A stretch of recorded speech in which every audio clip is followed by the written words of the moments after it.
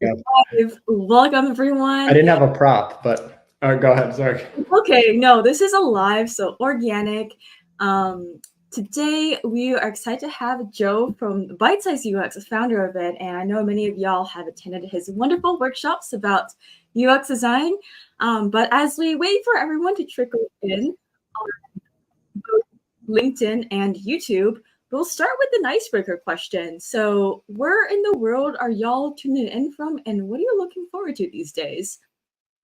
And we're live streaming simultaneously on LinkedIn and YouTube, so you can watch both places. So feel free to chime in the chat. We have 13 people, only 15 people. I'll just jump in really quick. So let's wait a couple of minutes and for people to tune in. You have 21 people now. So where are y'all? And there's also a slight delay, so there's like a 10-second delay between us and you. So we'll do our best to see all your comments and stuff. And we're super excited to be talking about designing for business today, how to improve your business skills as designers and make that money and get that bread. For those of you tuning in who just joined, let us know where in the world are you tuning in from and what are you looking forward to these days. Let us know in the chat.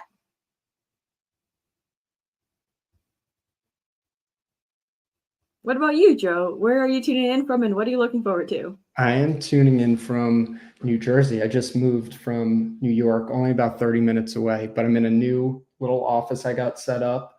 That I was the last thing I finished in our move, which was a long week. So I'm all set up. I'm feeling good. I got a new desk. I got some sunlight coming in.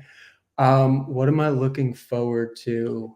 I am looking forward to well, I kind of reached what I was looking forward to in terms of being done moving and having an apartment that's settled and like a nice space.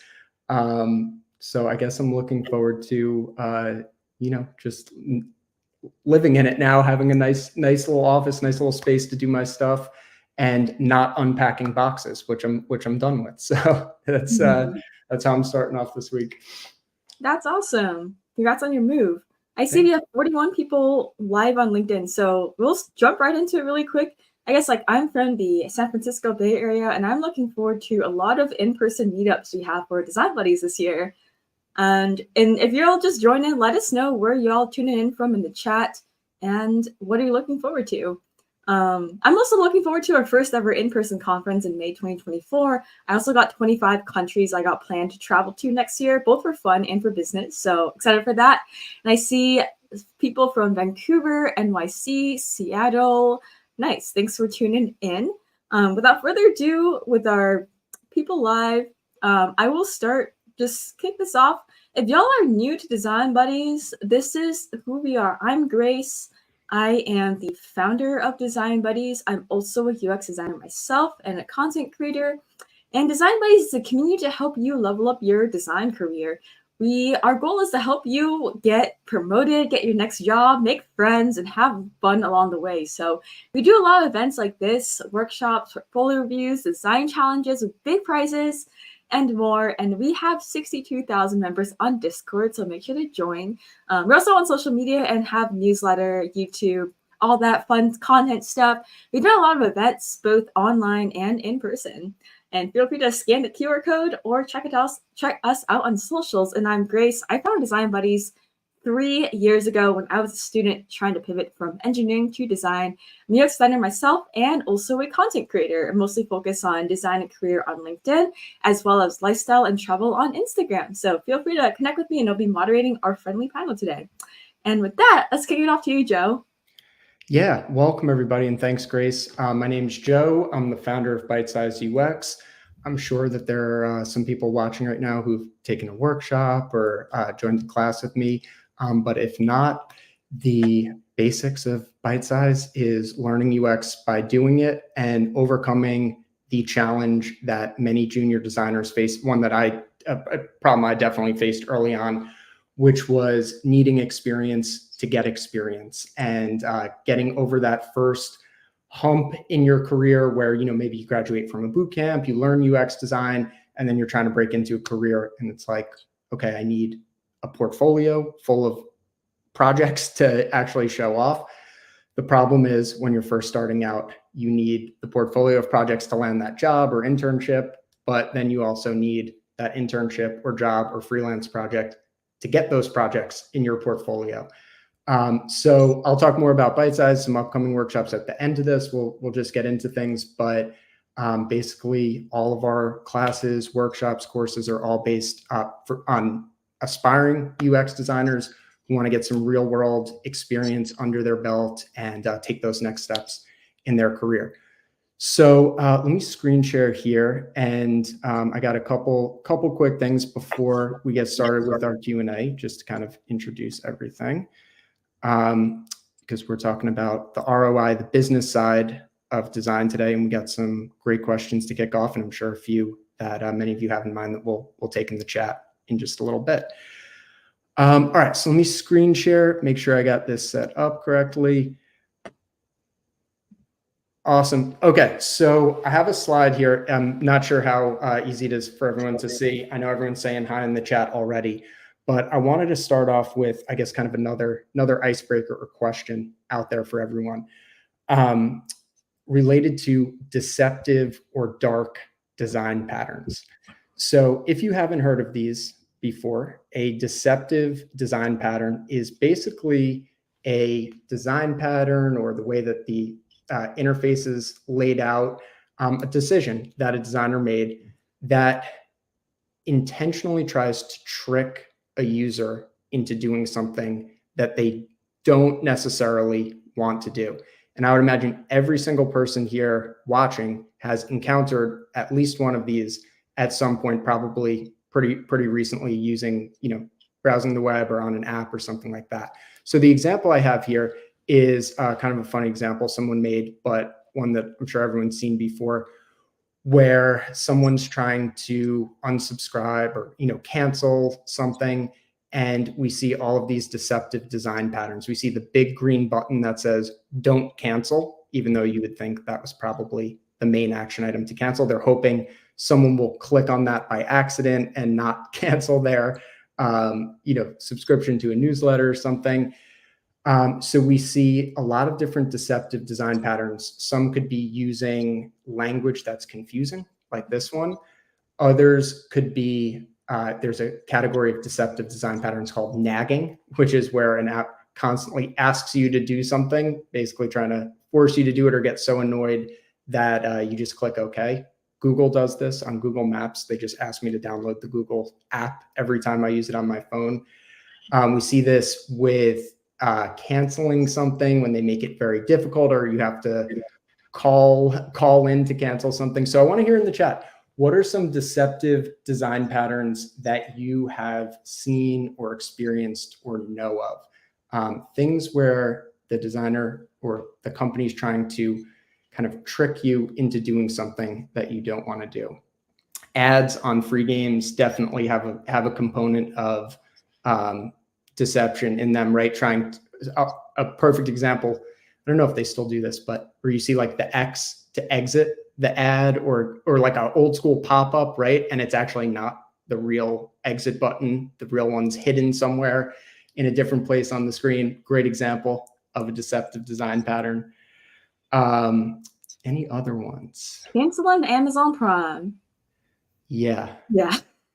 I had to cancel, since I moved, I canceled my internet cable with Verizon, and it was, I wouldn't even say it was deceptive. It was like a whole other level of how difficult they tried to make it to cancel it. So that was a recent experience. I had Amazon Prime when checking an order, trying to unsubscribe from emails. The link opens the screen, the button resubscribes you. Yeah, or there's like this tricky language that tries to get you to stay or deceive you in some way. Yeah, so we're seeing a lot of them. If you have other examples, put them in the chat. So deceptive design patterns are common in UX, and we'll talk about how they relate to what we're talking about today with the business side of UX. But I wanted to share this link with everyone, which is a really great website that documents all of these deceptive design patterns that people find out there on the internet, and kind of do a case study of why they're and how they're trying to trick you. And back to this this slide here, they discovered one with the Domino's app or website, when you're ordering a pizza, basically Domino's does all this tricky stuff to get you to spend more money on the site. And the site that I put in there, the Deceptive Patterns one, does a full breakdown on that. So that's why they have Darth Vader in the Domino's costume here. So I see we got some good answers in there. Limited number of products, in-app game purchases, onboarding quiz that doesn't help new users get started, only gets the company info on the lead. That's a great answer there. Yeah, these come in all shapes and sizes. They're obviously not things that we want to design as good designers. But one of the things that they all have in common, and why it's related to what we're talking about today, is that they many times are meant to accomplish a business goal, right? The company has a way of making money or keeping users on board or marketing new things to users. And when those business goals, the way the company makes money, doesn't align with maybe the user goals, a lot of companies resort to these tricky, deceptive tactics here of trying to sneak things in your cart or make it difficult for you to cancel. And a lot of that is to boost their own business without really thinking about better ways to balance their business and the user goals. So definitely check some of those sites out. I can include, I have to do something to join the chat, but I will put that link in there with the case studies, and good to see some examples and that you're recognizing these. So quick intro, what we're talking about and what we're going to take questions about is basically this Venn diagram from Sketching for UX, and some of the skills and questions you need, on the job as a UX designer, specifically related to business goals and considering those constraints as a professional designer.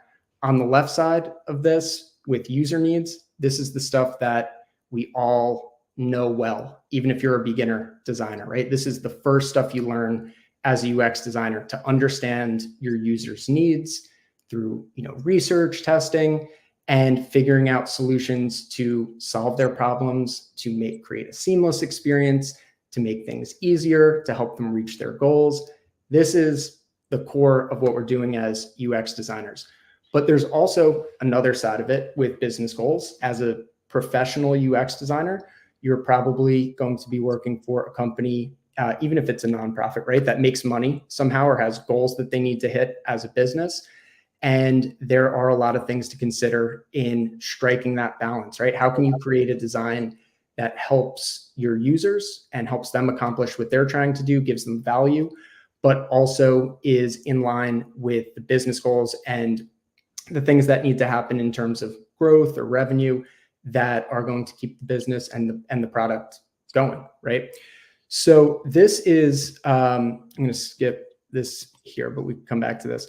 This is something that I've seen as kind of the biggest gap between learning UX design in a boot camp or a class and then actually starting as a professional designer, working on a real product.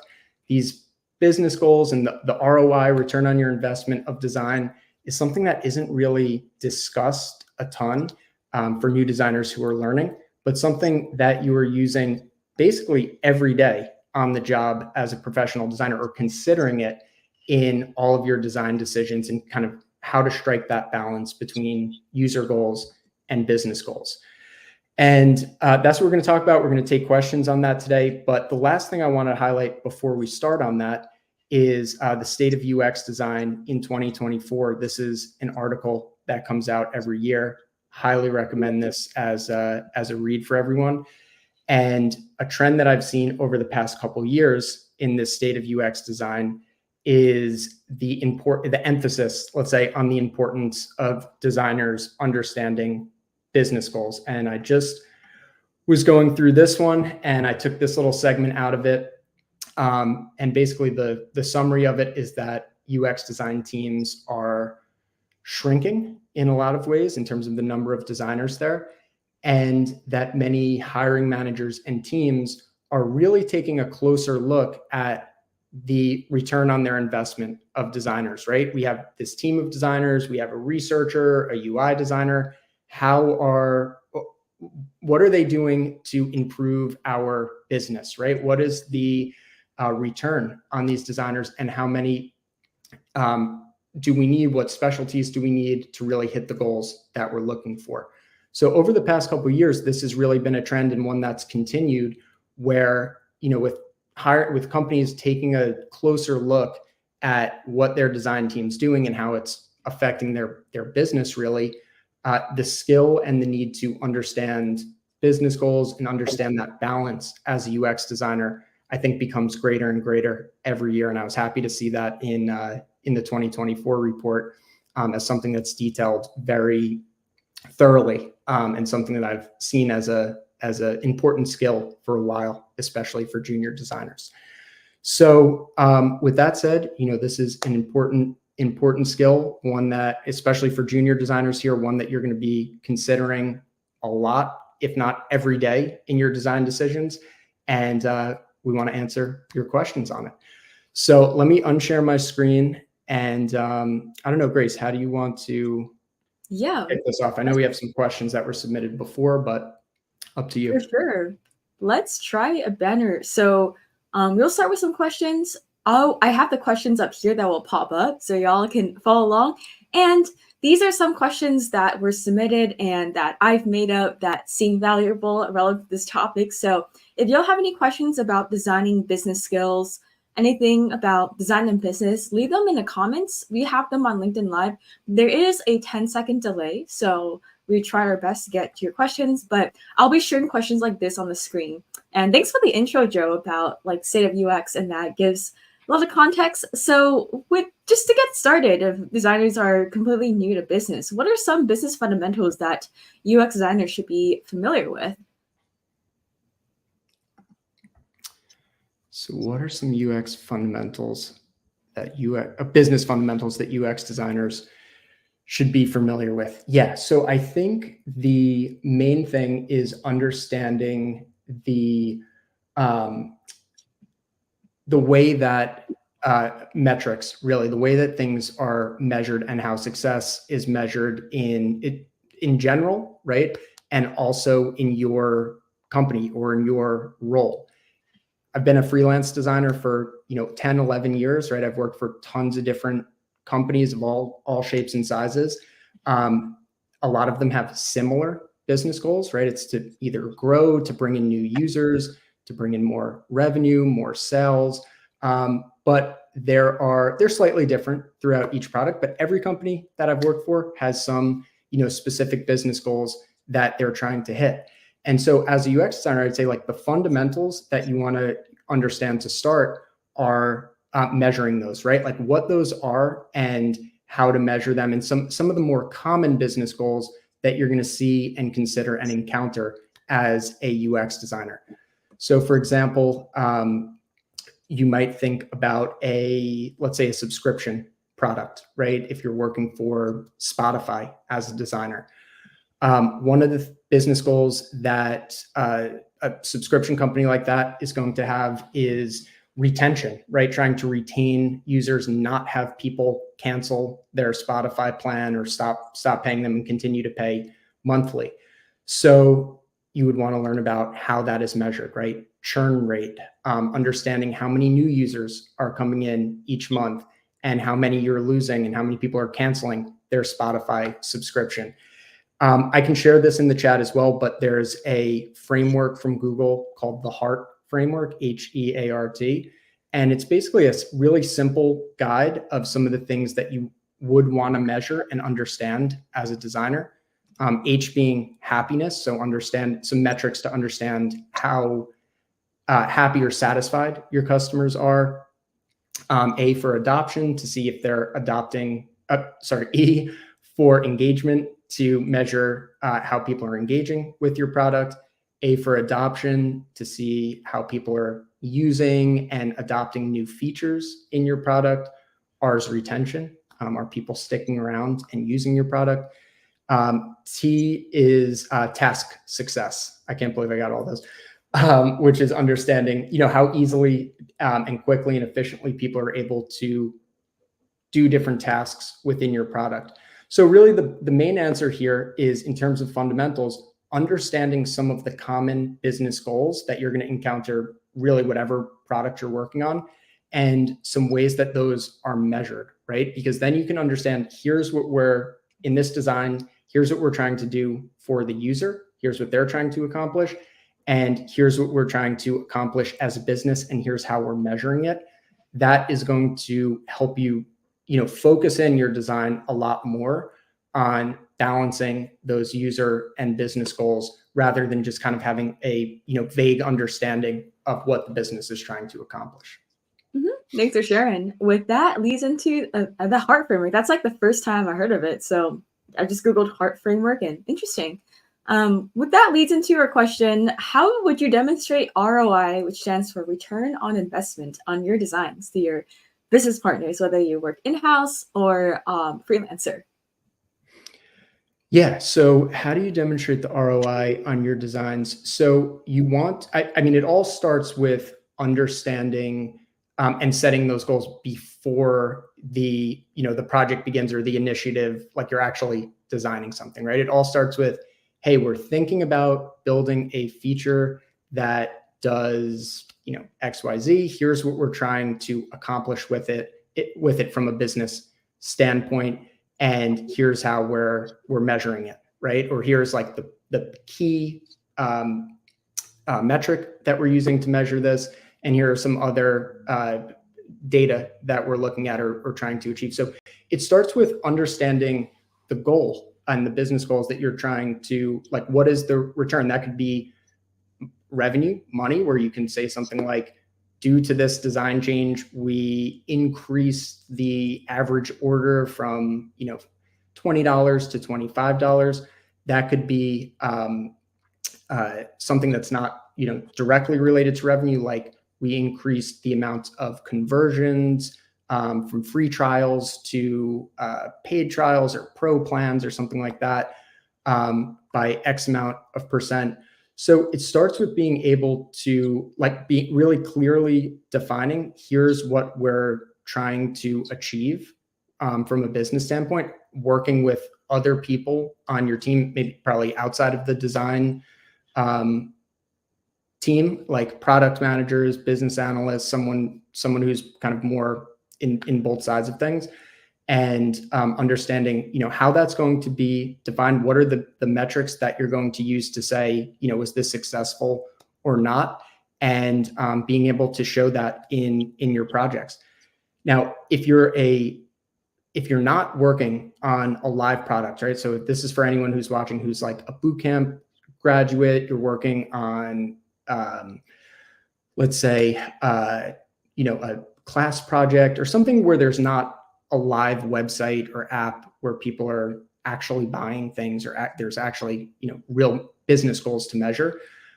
There are other ways that you can still show that impact, right? For example, you could, if you're doing a redesign of a site, you could run a usability test with the before, and you could give users a survey at the end of it that kind of quantifies their experience. And then you could redesign it and run the exact same test with your new design and give the exact same survey and see if there's any boost in the usability of it, maybe something related to business goals in there. So this is a tricky one for new designers, but my main point is, if you're not working on a live product, there are still ways to show the impact of your design and be able to show that in a portfolio project and say, look, basically, this is what we started with. This is what we were trying to improve. And here are some measurable outcomes that show that my design actually did accomplish the goal that we set out to, even if that's not something as straightforward as, increased revenue or more users or something like that. Yeah, definitely talk about how you would measure success, because that is like one of the top questions I got asked during interviews is like, how do you know if this is successful? And I would focus on metrics that are either like time saving or revenue generating. So I just say you worked on internal tools for employees. I know that's a lot of UX designers might work on that. And sometimes it's like hard to demonstrate the money aspect. But by the fact that you're saving the employees time, which is time companies have to pay the employees, you save revenue. So like anything that leads to revenue. So time saving or revenue generating metrics. Yeah, kind of leads into our next question. So, what strategies can be used when there's a conflict between what the users want and what the businesses need? Kind of like reflecting on the dark patterns, like how would you kind of deal with that and balance that out as a designer? Yeah, this is I think my favorite question from the ones that came in, because this is something that happens a lot, right? Especially with freelance projects that I've worked on. Yeah, and the deceptive design patterns, they're a direct result of this, right? Where it's like, okay, the business is trying to increase their, their average order total, right? Get more money, and they resort to a sneaky tactic like sneaking something in your cart or putting a monthly subscription that you didn't ask for in there. And that's what we don't want to do as designers. So the strategies that can be used when there is a conflict between what users want and what the business needs or the business goals, I think really the first step is to understand why those aren't aligned, right? You're not always going to have, the goal is to have the business goals and the user goals, the value that you're bringing, to be closely aligned, right? So if you take, Spotify, I've been using as an example. The value they're delivering is, you can listen to all music anywhere, anytime, on any device, and they are selling a subscription to that. That is what the users want, right? That's what they're paying for. They want one place where they can have all their music. And so in that case, the business goals and the user goals, are the value is aligned there.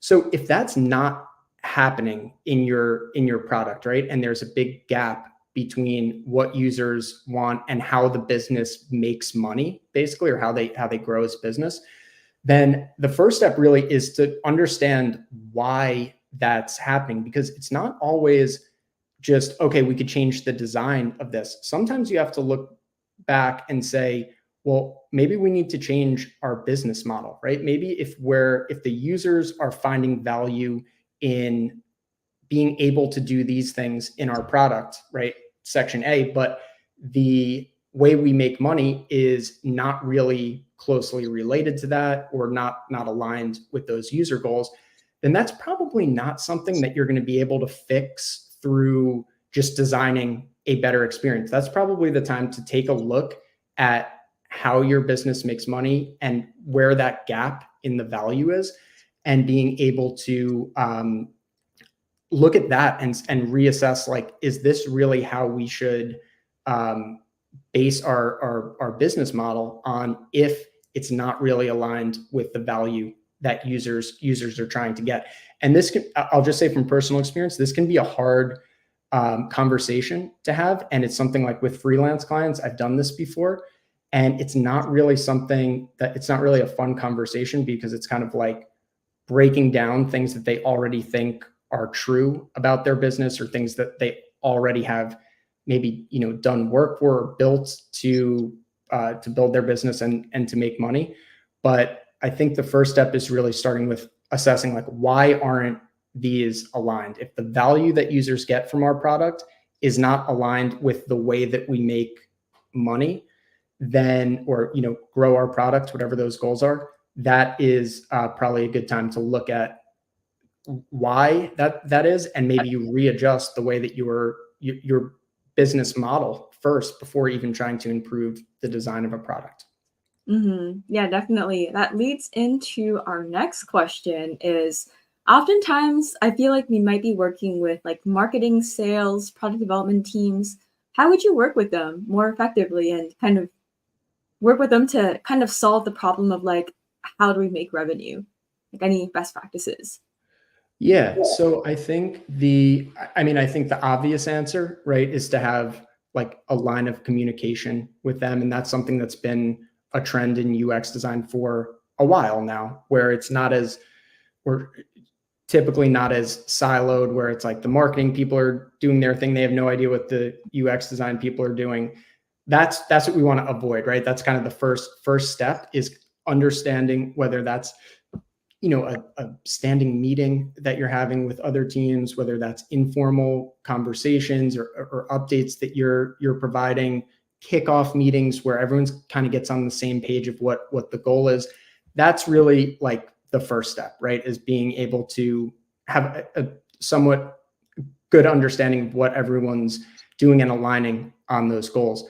And it's a really good question too, because kind of going off the last one, a lot of design or business goals that a company is trying to hit, a lot of times they're not going to hinge or depend on us as UX designers alone, right? And sometimes as UX designers, we have a huge influence over the business goals and how they're and if they're being reached.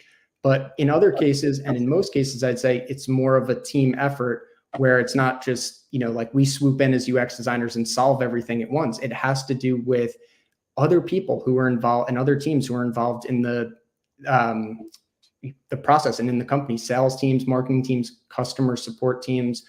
So being able to learn from them, having an open line of communication with them is super important. And in terms of how designers can work more effectively with marketing, sales, and product development teams, I think it's I think one of the best ways is to listen to them as a UX designer, right? If we're trying to reach a certain goal as a business, marketing is going to be involved in that, sales is going to be involved in that, we're going to be involved in that as UX designers. We want to hear, even if we're doing our own research as designers, right? We want to hear from marketing people, what kind of responses are they getting from certain emails that they're sending out, certain language that they're using. We want to talk to a customer support team and see what are some of the questions that they're getting over and over again that we might want to focus on to improve the product. So I think overall, it's kind of an open line of communication, but in a lot of cases, it's listening to other teams who are interacting with customers or hearing from customers in some way and being able to use their knowledge and their expertise to add to the research that you're doing as a designer and figure out how you can make this better, not just from the research you're running, but from other people in your organization who are interacting and hearing from customers a lot. Mm-hmm. Yeah, more user feedback and hearing what they have to say and seeing how you can collaborate on something, and also getting feedback early on in your designs and your ideas, getting everyone aligned, having everyone buy in also helps a lot as well, because sometimes they might share stuff that you might not have thought of. And it's always kind of good to keep an open mind. And the next question is also, if anyone of y'all are tuning in on like LinkedIn or YouTube, feel free to drop your questions in the comments. We can see them. So if you have any burning questions, let us know.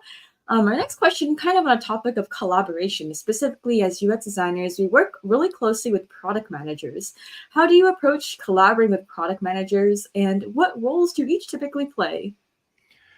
Do you want to start, Grace, by just giving the overview of like a product manager and a UX designer and kind of the relationship that they've and like what that looks like?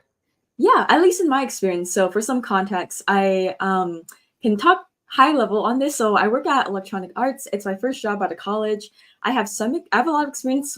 I work very closely with our product managers actually, and essentially they are the ones kind of taking in a lot of the feedback from other teams like the marketing, business, leadership, as well as some user feedback and engineers. So they're kind of like the product lead or kind of like CEO of the product, because they help connect everyone together who works on the product. And then for me as a UX designer, my goal is to work with them to design the products that are relevant to the goals that they set based on what the data they gathered with their team. So oftentimes there'd be like business goals, they would align research and engineers. But as a UX designer myself, I mainly get the business side from the product manager, and then I work with researchers to see the user side, and then engineers to make sure that what I'm designing fits in the technical constraints. So that's how I personally work with them. We have like regular syncs.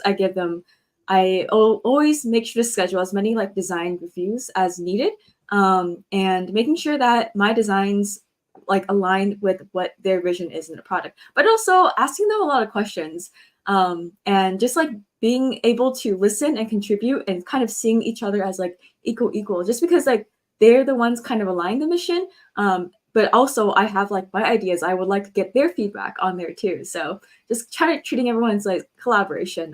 That's how I've worked with product managers. It's like teamwork. Sometimes I have ideas for the business. I would just like, even though I'm not a product manager, I just share them myself because I can. And sometimes they have ideas on them too. And just because you're a UX designer doesn't mean you can't share ideas about the business. It should be, I guess, like a healthy team environment is where everyone respects people's opinions, willing to listen, understand, collaborate, and build something mutually beneficial for each other and lift each other up. Yeah. Yeah, I think you hit on really like the key ones. I would say a lot of times the role between a product manager and it's kind of simplified, but as you described, Grace, right? It's their product managers are like taking in a lot of feedback or goals or data from other teams. And in a simplified version, a lot of times what it looks like is, hey, Joe, hey, Grace, I'm the product manager. Here's what we're trying to achieve, in the next quarter, next couple months, whatever it is. We're trying to, and they'll deliver a goal to you, right? We're trying to improve the conversion rate from free trials to paid subscriptions, right? Something like that. And then kind of as a UX designer, that's where we are taking over essentially and figuring out, okay, let's see how we can do that, right? Let's learn about why people are not signing up for the paid version. Let's look at do some research and testing to see, what the current conversion rate is or how we're presenting that. So a lot of times from a product manager, you're getting kind of this larger goal that you're trying to achieve either for users or business. And as designers, we're the ones who are basically executing that, right? Like figuring out how to accomplish it. But I would agree, Grace, I think in terms of like tips for collaborating is asking your product manager how they got to that as a goal, right? Like it can be easy to just accept it and it's not meant to like push back on it or to disagree with, like, to purposely like challenge the goal, but you more so to learn from how they're getting to something like that. So if a product manager comes to you and says, hey, here's the really like important thing we're trying to achieve with our product in the next couple months, it can be really valuable for you to say, cool, that sounds good. Tell me how you got to that as a top priority. Like what's the research that you heard from our customer support team? What are the business initiatives behind that?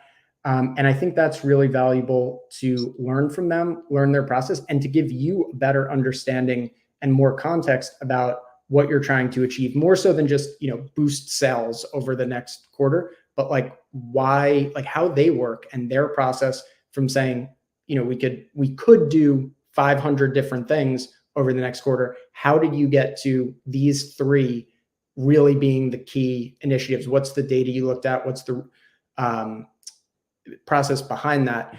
And that will help you out a lot as a UX designer for those specific instances to create something better, but also to have a better understanding of other departments and like how those decisions kind of go down the line to us to execute as designers. Yeah, I love asking questions, learn more about people's processes, and don't hold back on asking questions. I feel like as designers, the more questions you ask, the more you understand, the more you can design better products. So don't hold back. Just like keep asking to understand. Kind of jumping back and forth between some questions, kind of like measuring ROI. So like, I know we talked about how to demonstrate ROI, but like, what kind of practical tips would you have to measure? For example, like conducting usability tests to see how people use the product to tie to an ROI, or any like practical tips that you can give to designers to demonstrate ROI and share that with their team, for their designs. Yeah. So I think the first thing is when you're thinking about how you can measure the, let's say the outcome of your design, there are so many. I mean, if you take a tool like Google Analytics, right? There's so many things you could possibly measure, right? If you're looking to see to improve the user's experience in some way related to the business, you can pick unlimited things to measure about, let's say, where they're clicking, how much time they're spending on the page, where they're abandoning the cart or whatever it is. And I think that can be overwhelming in terms of tools, right? I'm kind of generalizing, but there are a lot of analytics tools that can tell you about how your users are interacting with your site, or how you're buying things, or their process in doing that. So without getting into like the specific tools, really the idea is that there are so many things that you could measure. I think one of the most important steps is figuring out what are the things that are most directly tied to the goal that we're trying to achieve, and kind of getting clear about what you want to measure to show the ROI. In some cases, that could be really straightforward, like sales, right? In other cases, that might be users adopting a new feature that you've released. But with any of those, when you go to measure them, there are so many different metrics and data that you could pull about user behavior related to those that it can be almost overwhelming. So I always try to figure out like what's the one or two things that we could measure that are going to give us a really clear indication of the success or failure of this product if we're reaching our goal. So for I'm trying to think of a good example for this one. So I worked on a product years ago that was a test prep company for the GRE and GMAT, basically a practice test for students studying for those tests, where it would create practice tests based on what you were trying to learn, and give you questions that were going to help improve your answers and your speed really on the test. We could measure so many different things in that. By looking at user behavior, we could see the amount of time it took them to finish a practice test. We could measure things like more qualitative stuff of asking them how it helped them improve, or what were the most valuable aspects of it.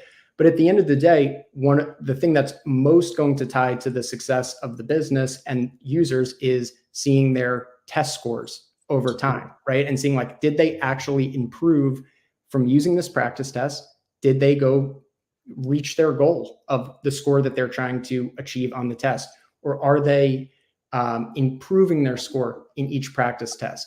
So really when you have so many things that you could measure to determine the success of your initiative, trying to focus it in on a couple that give a really clear indication of the success or failure of that initiative, rather than like pulling all these kind of random or disjointed analytics or data that maybe kind of closely ties, or you could assume that it's working, but isn't really the most direct way to give a thumbs up or a thumbs down to the success of your solution. Mm-hmm. Yeah, I like that, breaking it down. We got a question from Rue from LinkedIn. Maybe this kind of leads into what kind of like practical like resources can we give designers to develop better understanding of like what ROI to track? And Rue asks, would you recommend taking the Google Analytics course and make sure you understand it fully? I personally never heard of this course, but I'm curious to hear what you recommend. Like any designers look into more ROI, like analytic stuff like that too. Yeah. So the first thing, I mean, Tom, who's my right-hand man here in the chat, we have a class called UX Design for Business Goals that I was going to show a little bit later and give a discount code, but Tom will put the link to that in the chat. That is what I would take to learn this stuff. I know I'm plugging this class, but that's what it's focused on. In terms of Google Analytics, right? I would say that you want to have an understanding, not as much like specifically of Google Analytics, right? Even though that is like clearly one of, if not the most popular tools to measure user behavior and traffic on your site. So I think that could be a valuable thing to do as a UX designer. But my main like caution there is it's more important to understand the concepts of how things are measured, right? So like a conversion goal, understanding how to look at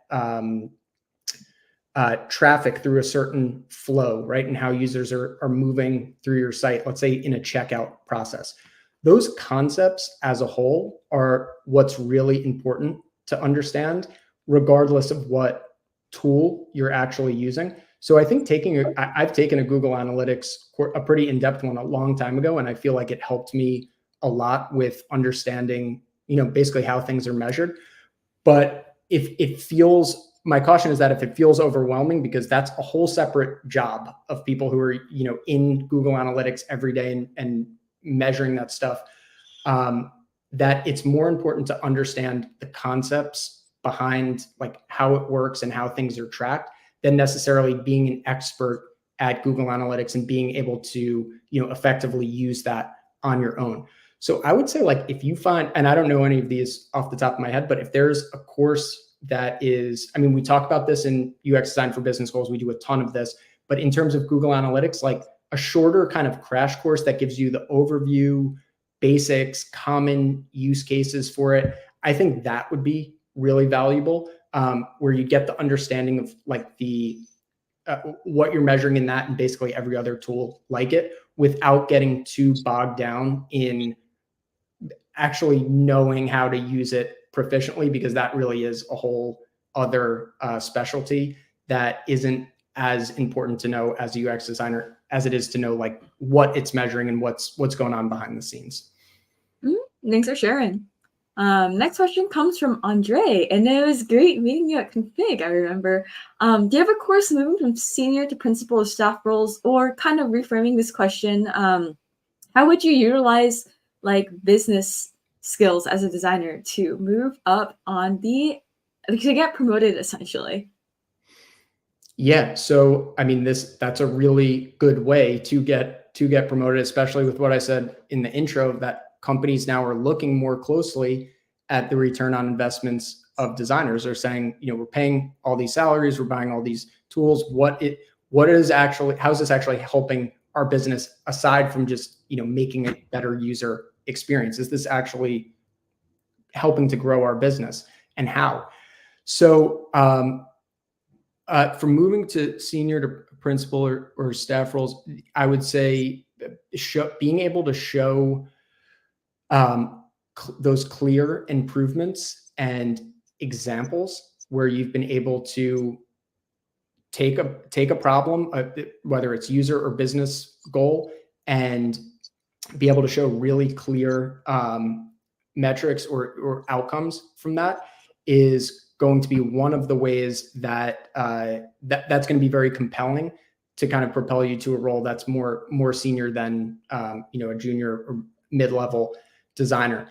I think if you're talking about like a senior role and one that's where you're managing a team, for something like that, that's where you would really almost need to show some very convincing outcomes from a design that are different than what I talked about for junior designers coming out of a boot camp and kind of like figuring out ways to kind of show that outcome.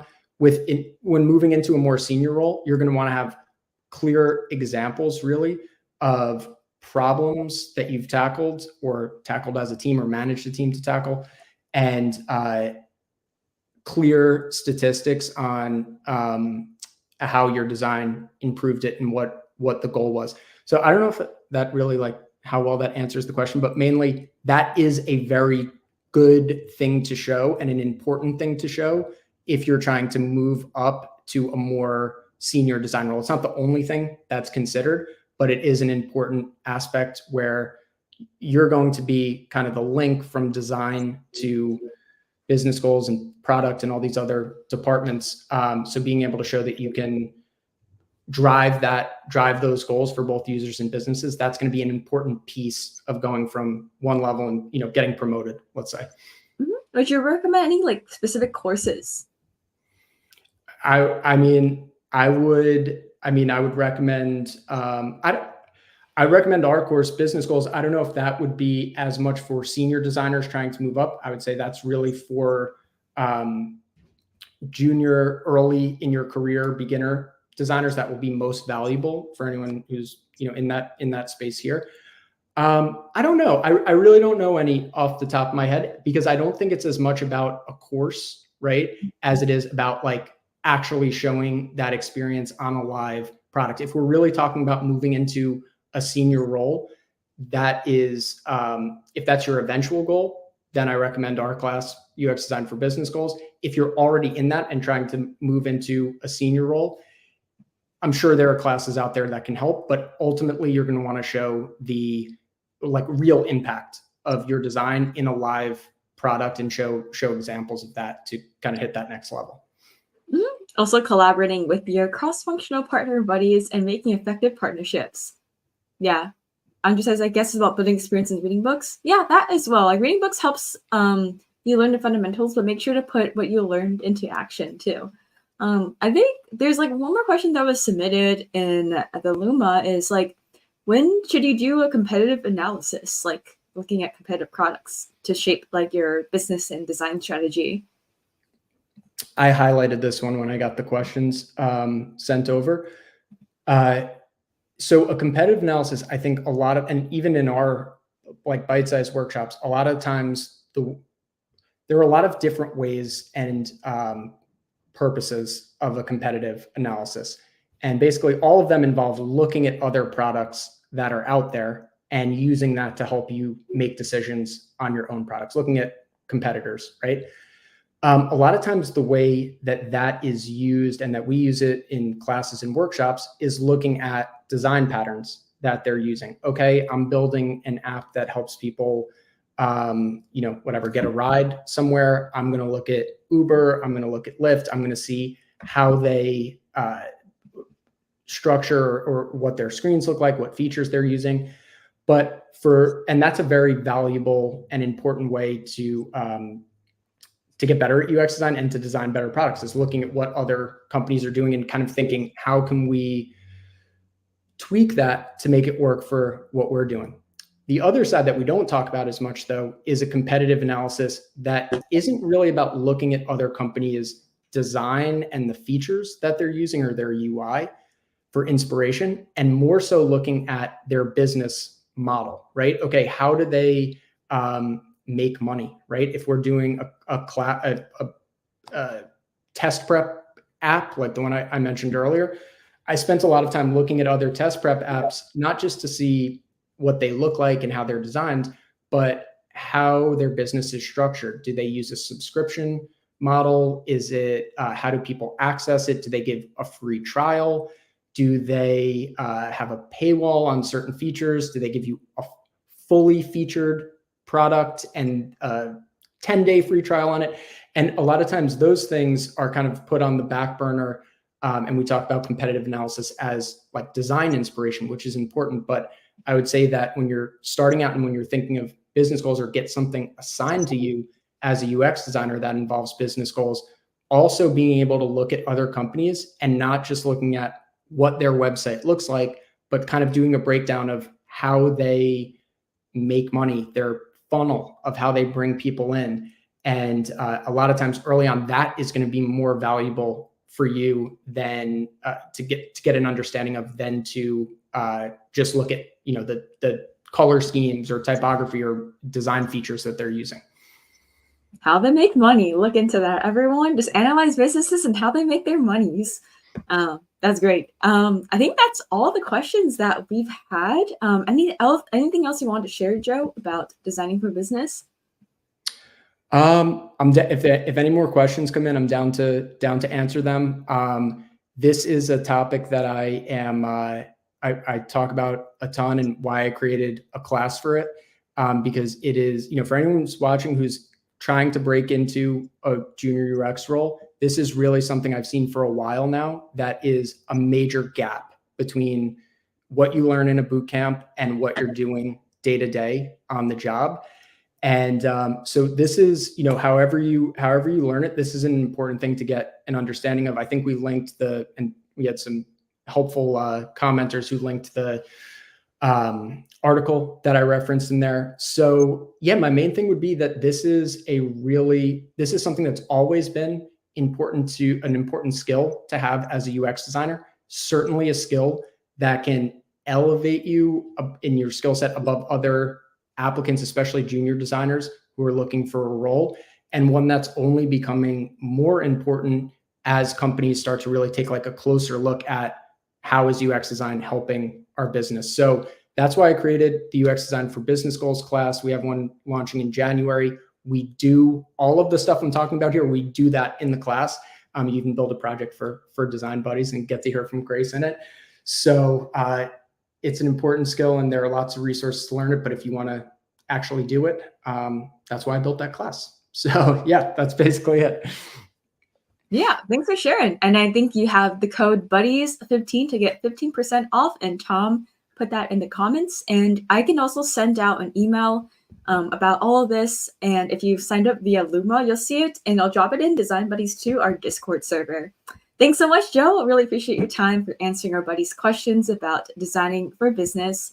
I know it has helped me a lot designing for business in the past. Hopefully it helps y'all as well. Happy Awesome. holidays. Thanks so much, Grace. Thank you. Bye, everyone. All right. See you, everybody.